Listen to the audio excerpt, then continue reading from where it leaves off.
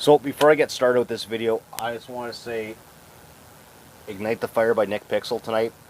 Freaking rocking it, buddy. That was good. I like that. That was just like, I'm kind of a solid person and an emotional person, but dude, that was definitely touching. Freaking loved it. Keep it up.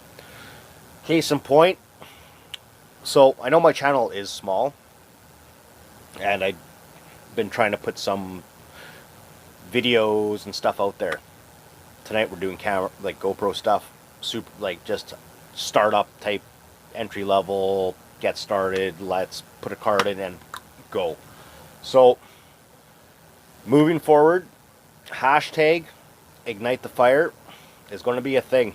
Nick, I'm hashtagging that stuff. I hope you know that. Anyways, back to the program. Hey, what's going on, everybody? It's Brad from Chippys ATV. So I mentioned about GoPros. Just going to do a quick, or at least as quick as possible. This is my actually second time recording this. First time was actually like 35 minutes. So I'm going to try to do it a little bit, or a lot shorter, and go from there. Memory cards, batteries, and settings. I'm going to try to tackle this as quick as possible. And my real quick experiences with lower end, they're not even low, they're like mid-grade cards. And I had issues with files corrupting, camera crashing, things like that. Now, before we jump into the memory cards, one of the things is, if your GoPro's crashing, there is the possibility of your memory card might not be able to support what you're trying to record, as in resolution if you're trying to do 4K or higher, even 2.7 if you got really, like a really low end cards. Aftermarket batteries, mine been pretty good. I usually run mine off a charger, but because I've been trying to record in 4K sometimes, I have lost a lot of videos from, like I said, the not low end cards. But they just can't support all that information and data from your resolution and your frames per second. And that being said, we'll get into the cards right now. A few moments later. So, memory cards. We got three here. We got the SanDisk Ultra. Hopefully it focuses in. Maybe it won't. Maybe it will. Does not look like it. Then we got this Lexar 633X. And these are my new ones I just picked up, Lexar 1066X. Besides from capacity, that's 128 gig, 128 gig, 256 gig. Now, all of these are class 10. So to keep it all short and jazzy here, when you get a memory card that you, GoPro says, you know, like class 10, or hope one of these might show up on this side. There's a U, you know, I'll post a picture of what these things just look like. It's just a generic picture. So GoPro says class 10, or if you have a U1, they transfer at both at 10 megs a second. Then you have the A1, which these two have an A1 in there. This one has an A2. Both have U3s. Supports video recording at 30 megs per second. In this case, it's a V30. Let's see if either of these even show up in the bottom there. There's a V. No. Okay, I'm gonna have to just use a picture just to illustrate what these little symbols look like. Now, and since I went wrong with the SanDisk Ultra, then I went to this Lexar. Both these cards actually caused video loss. And I'm hoping, I just got these ones, so I'll be doing some 4K recording just to test them out. I'm hoping that one's not going to cause me any issues. So, when you have your GoPro, these are 7 blacks. And I'll explain why my door is off. They come off. I'm pretty sure you need to take them off for your media mod if you have one, or your mic adapter. My case is that's not the case, at least not yet. I do want to get a mic adapter. So when you first get your memory card, you got to open up your GoPro.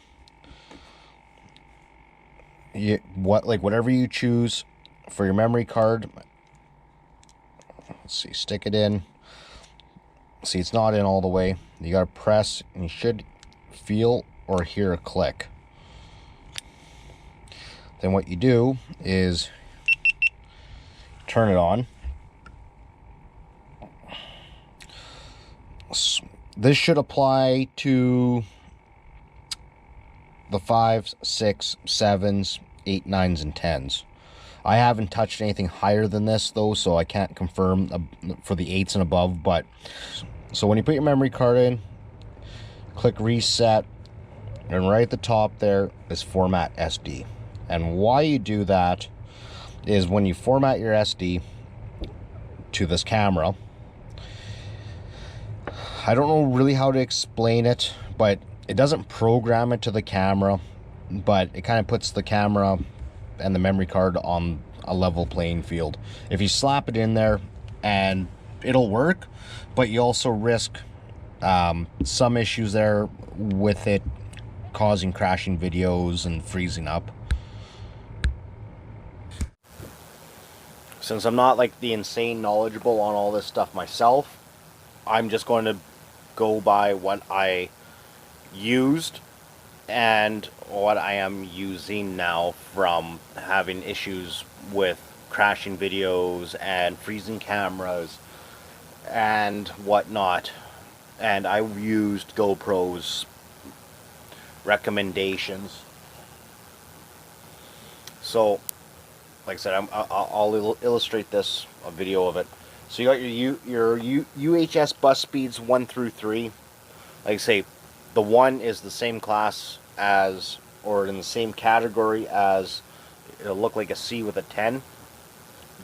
The the U with the 1 and the C with the 10 are both 10 megs a second, like I said earlier. Now, these two cards, the other one's in the camera there.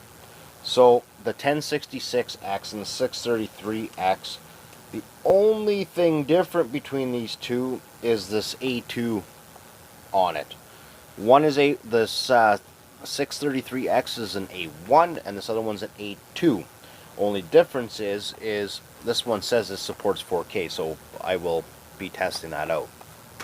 Now that being said, I'm not saying cheap cards aren't going to work what you want, like for what you want to do, but I would suggest to stay with the better brand names like the Samsung, the SanDisk, Lexar. There was another one I'm having a brain fart here. But the SanDisk with the Ultra, it was doing good with 1080.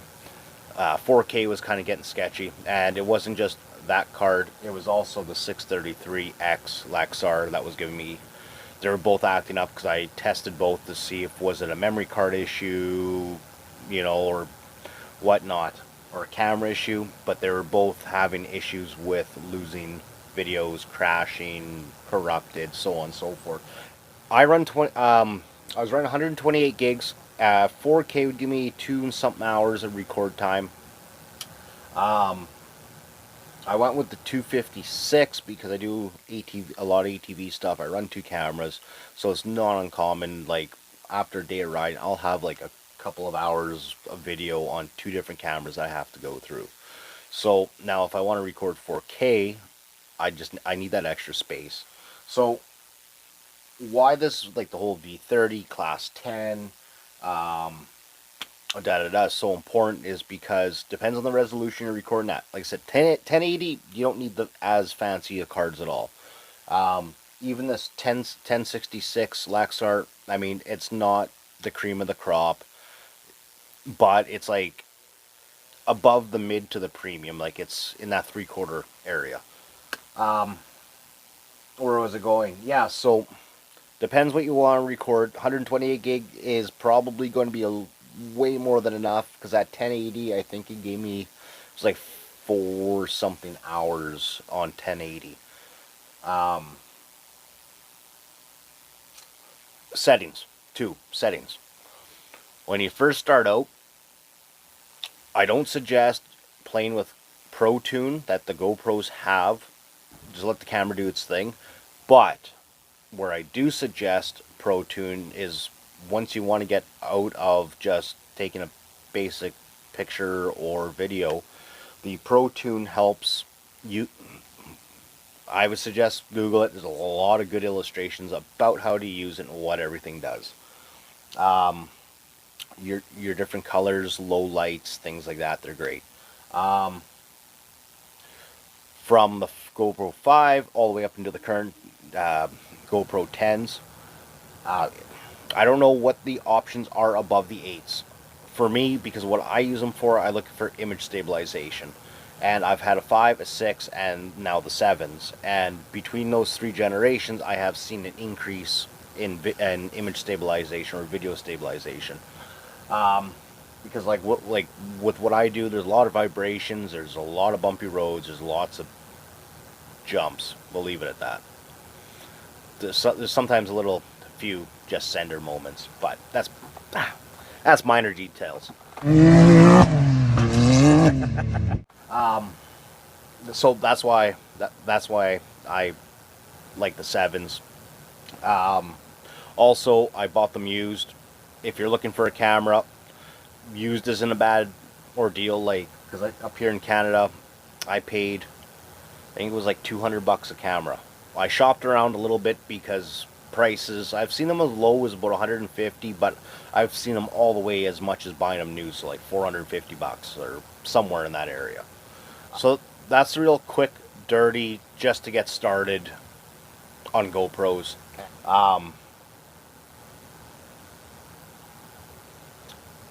Right, I forgot the other basic thing that you should learn to do on a GoPro. Just to get started, like say with the just to get your basic stuff figured out and rolling here. The GoPro, the time-lapse video is a great alternative, and it's super easy to use. Just take some tinkering around. All right, so you want to learn a new, easy way to do time-lapse video. I've done sunsets, sunrises, and also when I'm working on something. So the cool thing is about the 7s and ups, I think it started in the 7s, but I could be wrong. Let's see. You gonna slide? Photo. No. Oops. You slide over to that little, looks like a clock. I'm hoping this is going to show up. So you slide over that clock. I gotta clean that screen, can't even see it.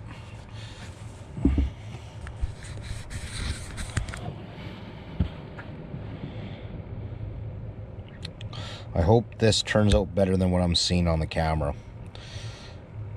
So you have your time lapse. I'm in video. Let's see. I haven't messed with this one in. Right, now I got it in the settings. So here, one second. Shut that light off. Maybe this might show up better. Kind of ish. So, okay, so your settings. It's set for 1080. You can do 4K or 1080. Wide, your field of view. I think it's going to be the same in 4K, but I could be wrong. Yeah. Now, you can set your intervals. When 0.5 seconds, 1 second, 2 seconds, and goes all the way, was it there, 60, all the way to 60 seconds. So depends what I'm doing. I usually use 1. If I'm working on something, I usually set to 1 second. If I'm doing like time-lapse video, then I'll usually set for about 5 seconds. Now, why that is a nice option, the video side of things, is because, and I just want to toss in here quick too, with the memory cards, just, yeah, try not to cheap out.